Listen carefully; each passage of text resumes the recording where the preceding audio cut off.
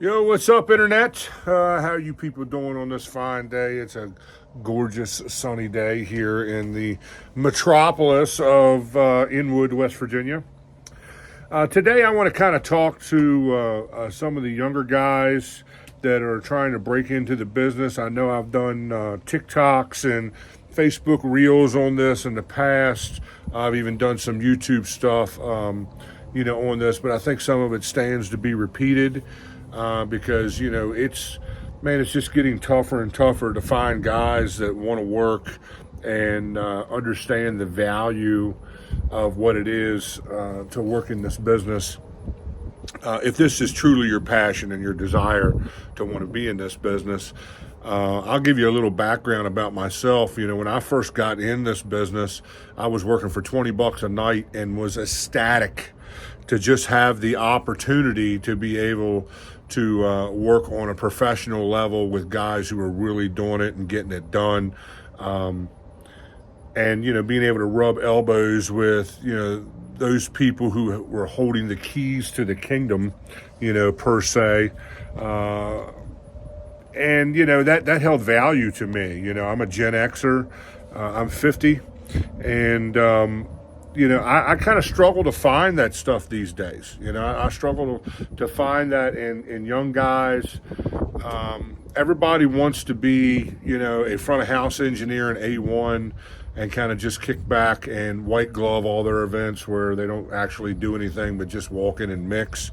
That stuff doesn't exist until you're in the business for years and years at a time, or you just get really crazy, stupid lucky, as I'm sure there's someone out there who was fortunate enough to be in the right place at the right time, because luck plays a big role in a lot of the things that we do in the music business. And anybody in any part of the music business will attest to that. Luck it's always good to have that on your side, So I try to be as nice to Lady Luck as I possibly can.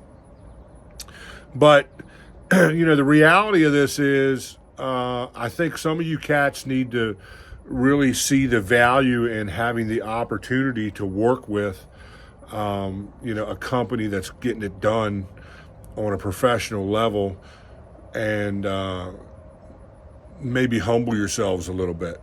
I know that might be kind of hard to hear, but I say that with a loving heart, and I say that in all due respect to whatever level your skill set is setting at this stage of your life or this season of your life. But you could be the greatest, most naturally gifted, sound engineer the world has ever seen, and do absolutely nothing in this business because you don't know how to work your way up in the business. You kind of just come across with an entitlement thing, which I really run across a lot in this business, with guys who just feel like because they have a degree of some kind from their local sound school or university, or because, I don't know, because they've been playing music since they were 12 or something, that they have some kind of privilege to not have to pay dues.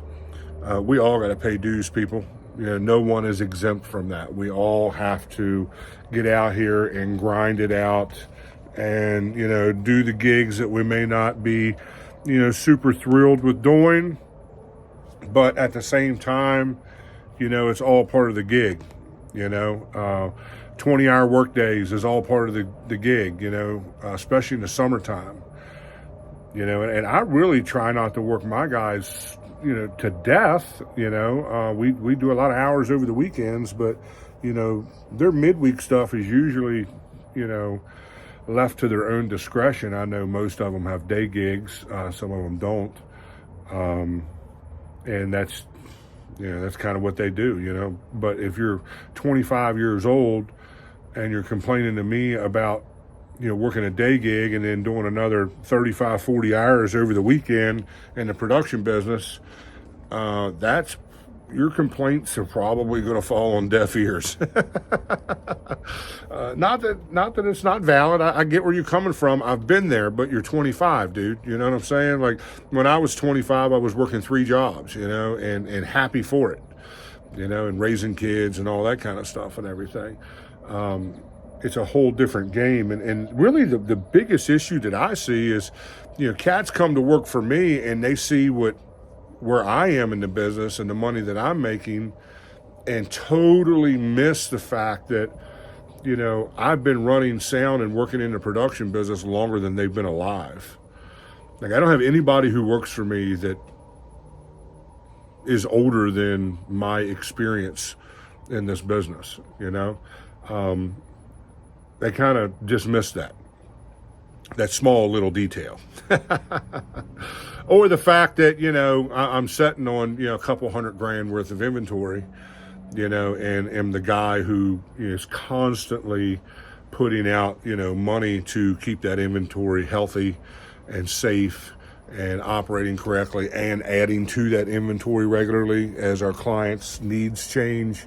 As a company, we try to change with that. They don't see the countless hours that I spend at my kitchen table doing contracts and, keeping up with all the marketing stuff and, all everything that it takes to run a business, all the tax stuff, all the insurance stuff, all that stuff is enormously stressful, and it's easy to be an armchair quarterback and walk into, a gig with me on a Saturday morning, pull a 20-hour day, and then kind of walk away feeling like, you're God's gift to, live concert production. I can assure you that you're not, and I don't necessarily have that going on with any of my guys. I'm pretty blessed with the guys that I have. They're pretty decent guys to work with. They're at different levels of their skill set. I try to be conscious of that and meet them where they are. And I'm not perfect, believe me. I've had to go to my guys before and apologize and be like, hey, look, man, I was a little more aggressive and a little, what's a kind word I can use to describe me when I'm stressed? Maybe a jerk, or something like that. When I got the client screaming at me on one end, and I've got my own stress and anxiety of trying to do, execute the event in a professional manner, in a safe manner, on the other end, and then got guys who are struggling to do things that I've taught them 6 times already to do. So that has been a little bit of a struggle, but I'm trying not to have a toxic work environment, but at the same time, guys got to realize where they are and see value in the fact that, I could hire any number of people anywhere to really kind of do what they're doing, maybe for a few dollars more. But there's no shortage of guys out here that are looking to break into the business and, have an opportunity like that. I just kind of get in a place in my business specifically where I get tired of training guys, because even when you got to switch out, to another person, is still going to be a learning curve there to learn how to do things the way I want things done, because I'm very specific about that. And that sort of thing. So, I'm saying all that to say this, and I'm really just using my scenario in my company. I love the guys that work for me. They're like family to me. I do anything in the world for them. When they're in crisis and they call me, I'm always Johnny on the spot to try and help them any way I can. So our relationship is more than just professional. But just like any family, we tend to fight sometimes, and that's just kind of the way it goes in this business. But I'm saying all this to say that, if you're a young guy trying to break into this business, man, you really, really need to just take advantage of every opportunity, regardless of what the money looks like. I know we all got bills to pay and we all have things that we have to take care of at home. I get that. I really do. Maybe you should have a day gig or something to kind of hold you over until you can get established in this business, because it's not an overnight sensation and it takes time. I recently had a guy from a local university reach out wanting to intern with me, and bailed on the first gig he was supposed to show up on. And then I hear through other avenues of the grapevine that this is kind of his MO, that he's someone who comes out of the gate gun-ho and wants to, be this, that, and the other and learn. But then when it comes time to actually show up and execute the gigs, then he's nowhere to be found. So there's something to be said for that, and I was quick and politely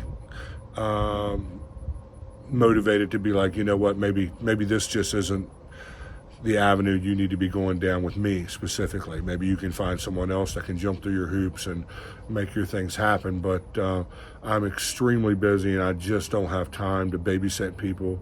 I don't have time to wait for 2 weeks for you to, respond to a text message. The music business moves at the speed of light. And I expect people to communicate with me in a reasonable manner. And it's a real popular thing, specifically with millennials, to kind of ghost you when you're trying to, schedule staff, or when you're basically trying to give them money, and they can't answer a text message in a timely manner, or you're trying to give them an opportunity they're probably not going to get anyplace else, or at least not on this level, and can't answer a text message. That's it just boggles my mind, and then they're the same people that I hear or overhear, talking about how they can't get anywhere in the business, or I see them on Facebook, belly aching and complaining because they can't find work and they don't have a car. They don't have transportation. They don't have a way to get from point A to point B. These are basic fundamental things you need to work any job, you got to be able to communicate with the guy that's writing the check. How is that not a priority? That doesn't make any sense to me, If I give you a handful of dates for you to get back with me with, and you can't get back with me in 24 or 48 hours with, a calendar, approval or something like that, and it's a week later and I still haven't heard from you, you're probably not going to make it with COP Audio and Staging, because that's just not how I roll, and you're probably not going to make it with anybody in this business that's real, that's really trying to, do this and do it correctly. So yeah, again, very basic. I can't even believe I got to make this video. Very basic, fundamental things that I was just taught by my dad, and by my family, that this is how you be a man of integrity and how you be someone of value to your employer. And it seems like today some of those values are lost. Some of those values aren't where they need to be. If leave in the comments section, your opinions about those things. If you have zero experience at being a plumber, and a union plumber approaches you and gives you an opportunity to come and apprentice under him, and this guy's making 6 figures a year, and you want to be him with everything in you, like it's been your dream is to be him, to be a union plumber, why wouldn't you answer a text message? Why wouldn't you answer the phone? Why wouldn't you communicate? Why wouldn't you show up on time? Why wouldn't you give it everything you got, regardless of what the money is? Because you're investing in your own future. This is about you, and that just absolutely blows my mind how, I try to be a super nice guy and really reach into people's lives and leave a positive mark on their life, both professionally and personally. And you can talk to my guys and they'll attest to that, but you're somebody who doesn't see value in that. When you just kind of act like you're going to wake up one day and the tooth fairy is going to wave a magic wand over you while you're sleeping, and poof, you're going to have, 200 grand worth of inventory and out here, bidding festivals. And 200 grand is nothing in this business. I probably have double that, easily. And I'm a super small company, and I don't know. I don't know. I can remember making a video at one point, I don't know what format it was on, where I was just basically talking about, what we need is people who can come in and humble themselves and be really good at pushing cases, pulling cables, setting up and tearing down, because that's what I need. I don't need guys that can mix. I can mix. All my guys can mix. I don't need anybody who can mix. I need people who can come out and learn how to be a really, really good system tech, because system techs are few and far between. Good ones are few and far between. I get phone calls regularly from pro touring guys that want me to come out and tech their rigs for festivals. That's all they want me to do. They don't want me to mix A1 or A2. They want me to just system tech the rig and help do band changeovers. You know why? Because number one, I'll be on time. Number two, I'll be sober. Number three, I will never get drunk or intoxicated in any way, shape, or form at the show, no matter how lackadaisy, the event promoter may be about it. And number three, I'm a consummate professional. I'm going to do that gig to the best of my ability. I'm always going to give 150%. I don't know how to do anything else. I don't know how to give less than 150%. That's just the way I'm wired. As I see value in what it is that I'm doing, and when my name is on it, I want to leave a good impression on people. I want people to walk away saying, JR was a pleasure to work with, and boy, he definitely doesn't have to apologize for his skills. I invest in my skills regularly. I still find myself down rabbit holes on YouTube and, everything else, trying to learn about new gear that's coming out. It might be gear that I'm never going to own, but I still want to know about it because you never know. I may have to walk in someplace and work on that gear at some point or another.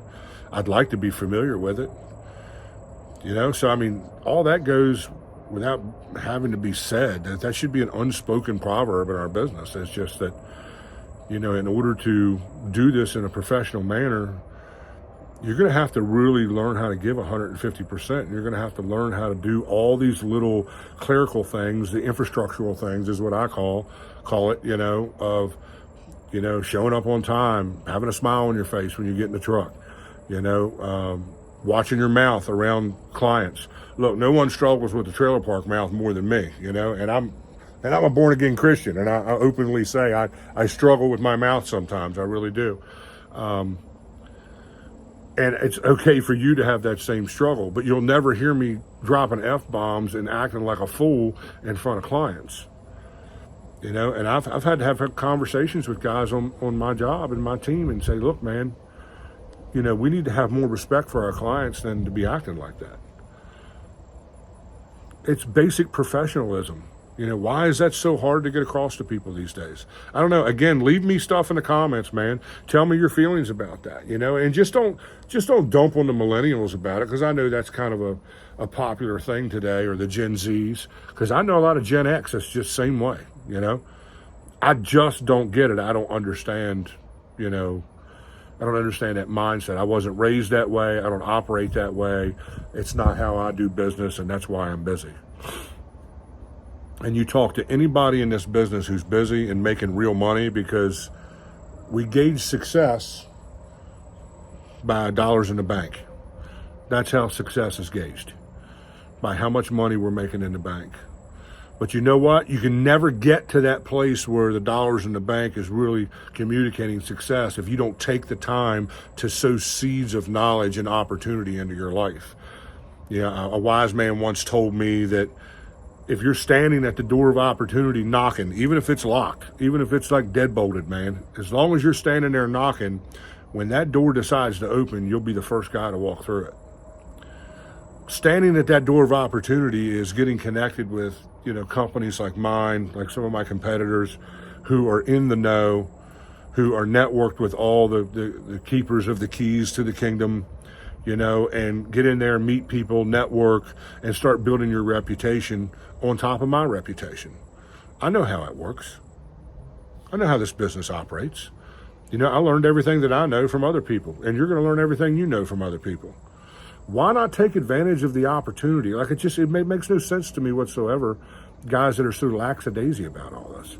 So that's all I have to say this week about this. I'm going to try to hit these videos every Wednesday now, and at least get on here and talk about, the business, or, the business side of the business, or technical stuff, or whatever. But shoot me some comments. Make sure you subscribe. We're trying to drive up the subscription numbers here on this channel and try to get legit and get this thing monetized, where we got a little bit of money going into the gear fund here to continue doing what the Grumpy Sound Guy does.